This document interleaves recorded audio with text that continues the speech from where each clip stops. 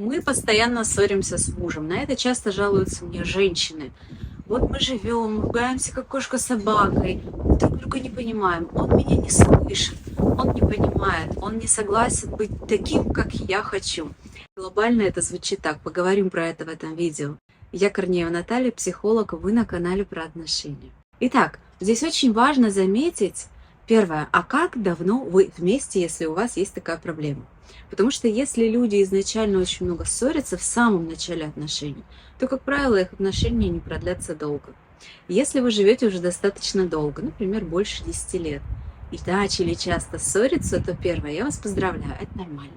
Вы проживаете кризис отношений, и эти ссоры могут вам помочь очень сильно сблизиться на самом деле, при условии, если вы научитесь ссориться качественно, эффективно, когда ссора станет здоровым, обычным, нормальным конфликтом. Чем же отличается ссора от конфликта?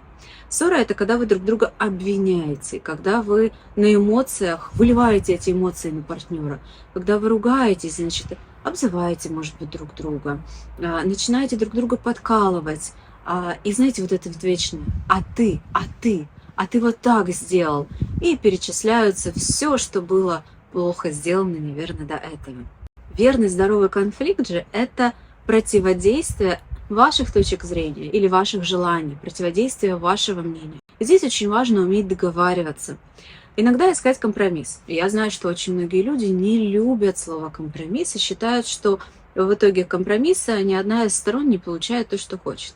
На самом деле есть методики, как, собственно, достигнуть компромисса и в каких ситуациях он нужен, не ущемляя себя. Но компромисс нужен не всегда. Если вы умеете качественно, эффективно проживать конфликты, то вы превращаетесь, по сути, в некого такого дипломата в отношениях, когда вы умеете, можете выслушать вашего партнера, попытаться понять его точку зрения, дать ему достаточно времени выговориться.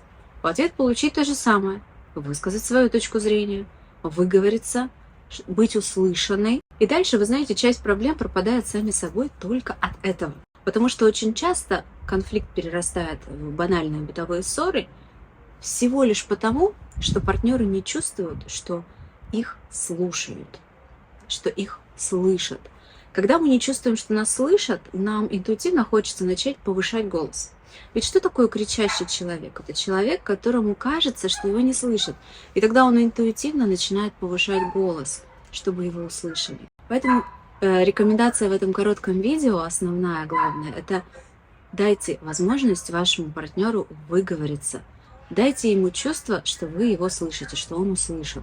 И тогда его желание нападать, доказывать что-то, оно существенно уменьшится.